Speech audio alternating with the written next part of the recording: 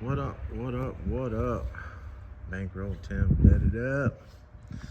Okay, all that crying about the weather and the cold and this and that. It's 46 degrees out right now. I got the shop door open. Be putting some more work in on the Chevelle. I got a full video coming out of it.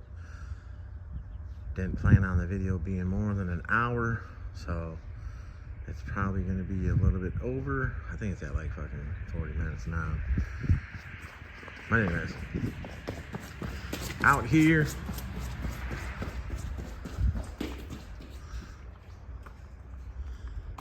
feeling good, feeling good. Look at that, the sky is opening up. Next few days are gonna be nice. I gotta get all this stuff in the back. This lawnmower, my buddy brought it to me and wants me to lower it, but that's just not for cutting the grass. But the way the rear end set up is the belt drive is on the top, so I think this one is too new to do that slam style with this one for that racing stuff or looks or whatever. Anyways, that's why that's there. All that stuff's the stuff I brought outside from in there in that corner. That's all going to be going over to the fire pit. Here goes Jello Joe. It's melting now, babe. Come on. Let's see if you can get it. Oh, look at that. It's still... Oh, there. Normally she goes all the way out here. So anyways, battered up, the business, Bankroll 10, trying to get all this done. Trying to keep the place warm with the wood burner, the heater, knowing that there's holes in those ribs up there. But again, gonna insulate all that. But trying to weld the welder out here, and the metal being so damn cold changes a lot of stuff. I beat myself up about my welds, and you know, obviously this is TIG, this is my MIG. I offset these brackets to the left. Normally I put them to the right, and I have the box out more. This one came out this way, so I went 8 3/4 to center from housing to there. I always weld the insides of here, but they're a bitch to get to. But like I'm saying, there's a lot of slag in here from it spitting, but you can see it penetrated. So, and that's not bad. But the inside of it. This one right here, melted right in. Perfect. So, you're leaking out the center. But this one went in pretty nice and smooth because it was warmer the other day. All right, the anti-roll on this one, as you can see, I ground right here because I had to make it fit the brace. All right, so I had to grind that. The reason I didn't put these brackets, so yeah, see, I don't have nothing. I went back over these corners because I like to weld the corners in, and I boogered it up. You know, the dark spots make it look worse, but that looks pretty bad. I don't like that. That weld is all right. This weld kind of sat on top, but the cold will do it. This one melted right in. I cut the bracket down. I know there's a lot you guys don't know about this, except for shorts and stuff like that, but I had to cut a 1/2 inch out of here in order to get the caliper to sit all the way to there. And yeah, the powder coat popped off with pulling the thing out. So I still gotta cut this on to shorten it because the caliper too far this way, caliper that way. I went a 1/2 inch on this side. I beveled both edges, but whatever the black is that's on here, I couldn't get the grinder up in here. I probably should have just taken the piece off and this and that, but anyway. The other side came out way better, but this side I had a nice groove. It's just when it hit this black, whatever it is, paint, undercoating, whatever, it acted like there was no gas. It was just boogering up nasty. But I still got the groove, it's still penetrated. Then I had to flatten this area out to be able to get the bolt, because there's still gonna be a washer to go on here. That washer on here make this sit tighter with the racket. But shop stuff, this, that, whatever. Caliper. All the way up on there. You can see that it clears, but I'll be able to shim it down some, because you can see right there, it's touching. But that's why they give you the shims in the kit, to bring it down. Yeah. So that's the Chevelle. Gotta get time on this. I do have the bars and everything of how I'm gonna do the structure in here to make it stronger. And like I said, I am gonna do something totally different with the tubs, but all that bracing is gonna help with sounds and all that stuff, and have an area to mount to. So then I'll run 2 more in the center. I'm gonna run up to the package tray, because this floor piece is flimsy. I'm gonna, in the beginning, he didn't want to tuck the hell out of it. Now he wants to tuck the hell out of it, which is fine. Now we're gonna tuck the hell out of it. Furnace, been working good. As you can see how much dirt it pulls from the back. All the grinding and shit in here, and that blows it out. So I don't have a filter in it, which the filter would just plug up. But I closed the front vent and I closed that vent, and I could feel out that vent, and it was blowing hotter, because now I was just forcing it out with one vent and then keeping it around in this area. But I'm about done dealing with that shit. About done dealing with this wood burner. The monster truck. I need to find a Jeep front axle for that thing, guys. Like a Jeep Cherokee, solid front axle. Not to make it 4-wheel drive, to make the front of that thing work correctly. It wears the tires out too bad, and it steers all over the place, bump steer and shit. This is a straight 6 truck. Stock gear ratio. Oh yeah. Anyway, that's what I was saying. About done with this thing. This thing, no matter what, you put this wood in there, you put that wood in there, you close the flute, you turn the inducer fan all the way down, this and that, and it just burns. You could put 20 pieces of wood in there, and it only goes about an hour and 20 minutes, but it gets it up to 50 degrees in here. So this was just, you know, so this was just money. Big ass money pit. Now, if this place was insulated, even if it would have been just halfway insulated all the way around with just some spray foam, then I wouldn't have lost so much heat with this. So there was a couple days last week I couldn't even be in here, because that was only reading 6 degrees. And talking about frigid, very frigid. But yeah, that's what's going on here. Now the other one is gonna come out and be loud. Why are you being loud? I'm filming. But all right, y'all. The Chevelle is getting buttoned up. The brake is on there on this side, shimmed out. Things just gotta be tightened up. But I gotta clean the burrs off the caliper where the pads go, because they cause it to be real tight. Because the calipers were powder coated. So there's clear and shit on there that's in the way. Like I said, you know, this wheel, I turned the other day. Oh, what the hell? I turned it right now. I turned the other day. I don't know. I'm gonna take this side back apart and do that same thing and file it. Because like I said, the clear is in the outsides of here, which is making the pad sit in more. This side too. But yeah, Hugger orange, guys. I never knew all these years. Hugger orange, if you look up the definition, why this car looks red sometimes, because Hugger orange is a red orange. I didn't know that. I don't think the owner knows that. Super drops, anti-roll. Oh yeah, what I was saying about the anti-roll. These arms on this anti-roll. I guess a lot of people were complaining. So he went and made another style, which is longer right here. So that way he could still run the same size links. Other people were saying that the links weren't long enough because they were on a hell of an angle because they were mounting this too far back on the rear end. So this one I ended up mounting back on the rear end because I needed this to be straight up with the link.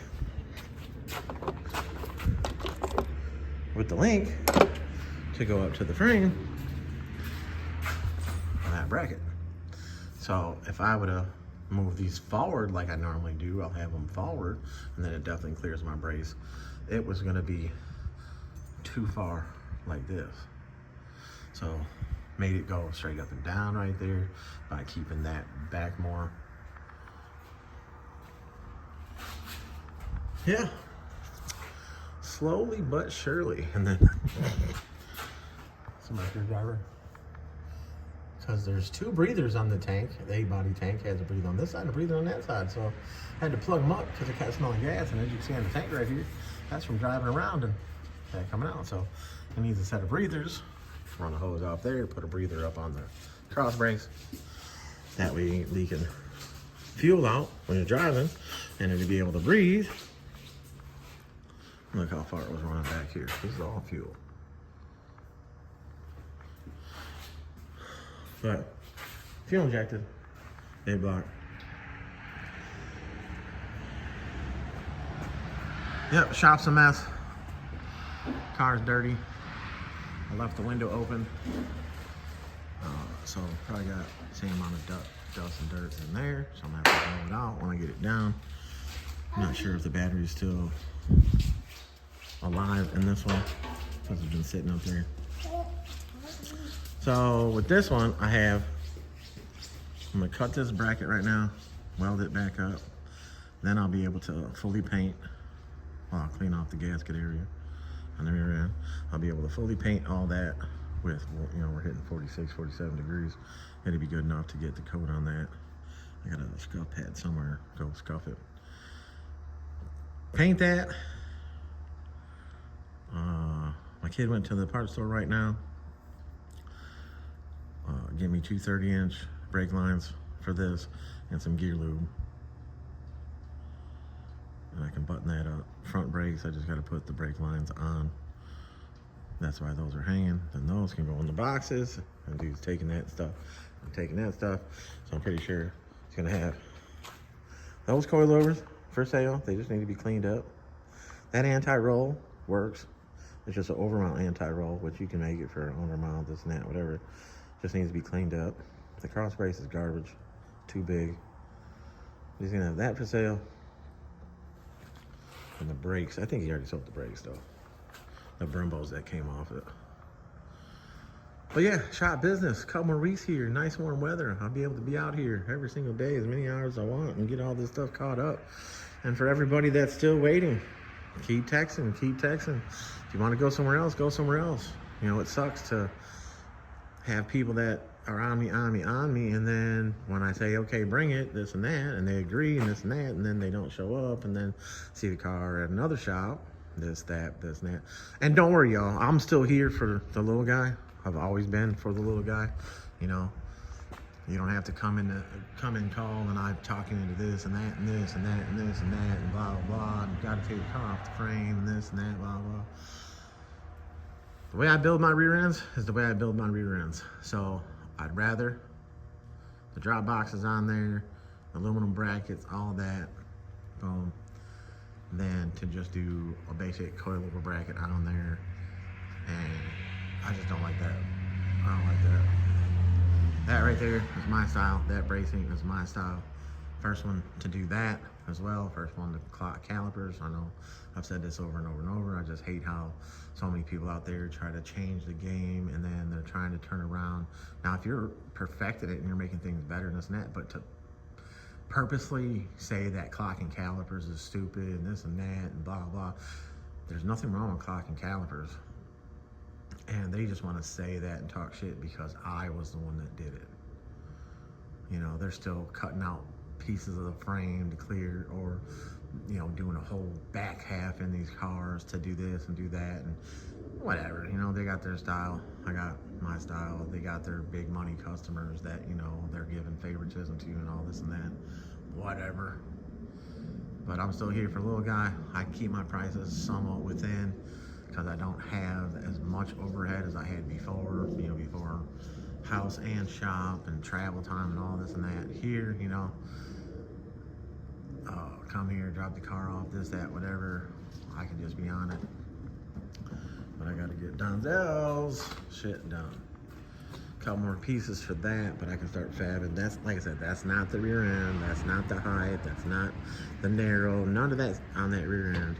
That was just to get the car here when I got rid of the shop.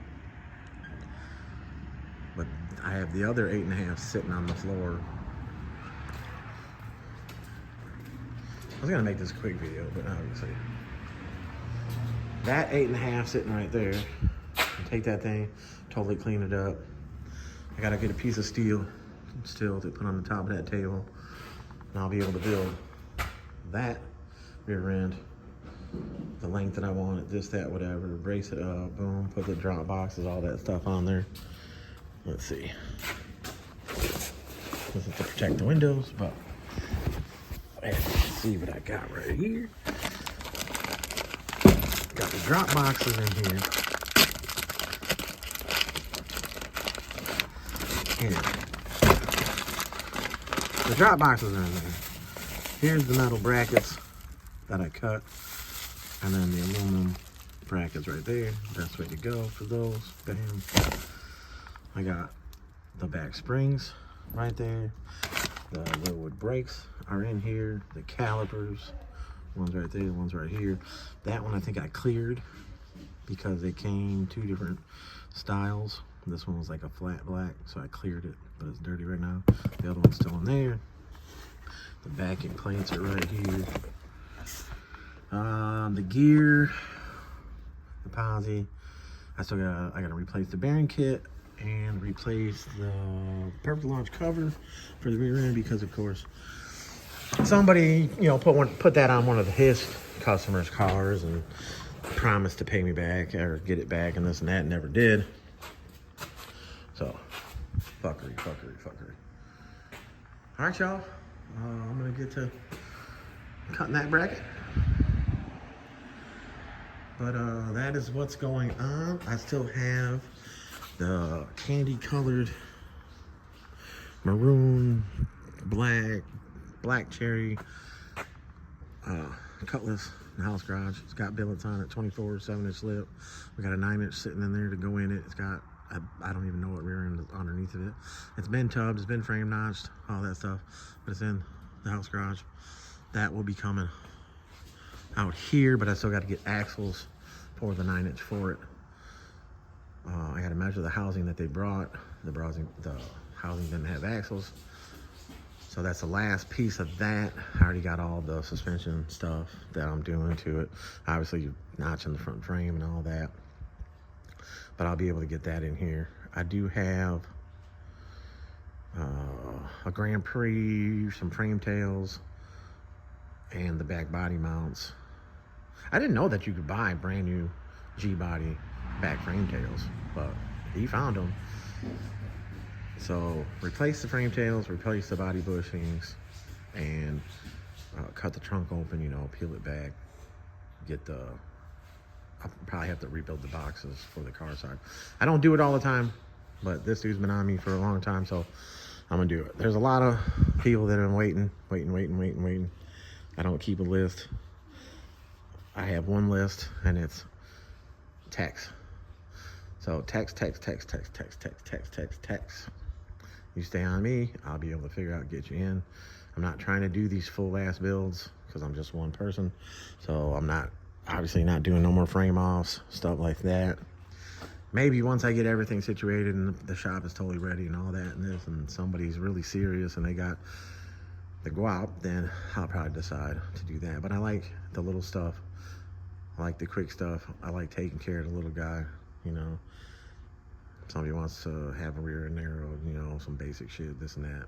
Boom. You don't have to fully build the car like that. Paint, as long as you clean the underneath of the car, you can put some paint underneath there and make it look good. you know, cars that actually get driven. But yeah, I was going somewhere else with that, but I don't remember what that was talking about. But I'm gonna cut this. This car right now is sitting with 1 inch of squat. This car, when it came in, was tucked, nasty. So the 1 inch of squat right now, tuck, whatever you want to call it. This car, obviously, like I said, was mini tubbed and frame notched by Playboy. But it was years ago when this car was yellow, is when that was done. It's gonna tuck. It's gonna tuck just as hard, if not harder, than what it was when it came here. Moving the mirror forward, I already did that. The tires will sit farther to the front of the wheel well, then to the back, and it was sitting to the back, and it was rubbing. But the car was bounce. So the car will ride good. Oh, I have to align it. I like the camber when it's on the ground, a little bit of camber, so I'm gonna keep that little bit of camber. It's just toe in, toe out, but I'm gonna go through that stuff. But yeah. All right, y'all, bet that up. Chevelle, out here, enjoying life. You see that, guys? I wasn't doing much before filming this time, and I'm not out of breath. When my fat ass gets to moving around, jumping around, moving this, moving that, bending down to take pictures of videos, this and that, I get a little windy. But I got asthma and I'm used to that shit, and I'm fat, so. All right, y'all, bet it up, Bankroll Tim, I'm out. Look, Chicago Club. Everybody asks, where are you located? This and that. It's in the description, Illinois. It's in all my Facebook posts, #Illinois. It's on my IG post, #Illinois. I'm in Illinois, about an hour west of Chicago. But yeah, all right, bet that up, and I'm out.